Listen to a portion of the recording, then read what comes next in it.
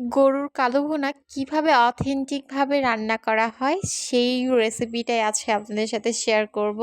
তো hello everyone, আসসালামু আলাইকুম। সবাই কেমন আছেন? আমি আলহামদুলিল্লাহ অনেক ভালো আছি। তো গরুর কালো ভুনার জন্য অবশ্যই গরুর মাংস লাগবে। আর গরুর মাংসগুলো একদম সলিড মাংস নিতে হবে। আর গরুর মাংসগুলো ভালোভাবে ১ম এ ধুয়ে নিতে হবে। দেন কাঁচামরিচ আর পেঁয়াজ কুচি একসাথে দিয়ে দিতে হবে।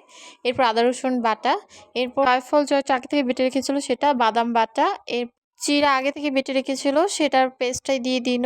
এরপর হলুদের গুঁড়ো, মরিচের গুঁড়ো, ধনিয়ার গুঁড়ো, এগুলো পরিমাণ মতো দিতে হবে। এরপর পরিমাণ মতো লবণ দিয়ে দিল। এরপর গোটা মসলাগুলো দিয়ে দিচ্ছে। এখানে লং, এলাচ, দারচিনি এইগুলো সবগুলো পরিমাণ মতো দিয়ে দিল। তারপর এখন পরিমাণ মতো তেল দিতে হবে।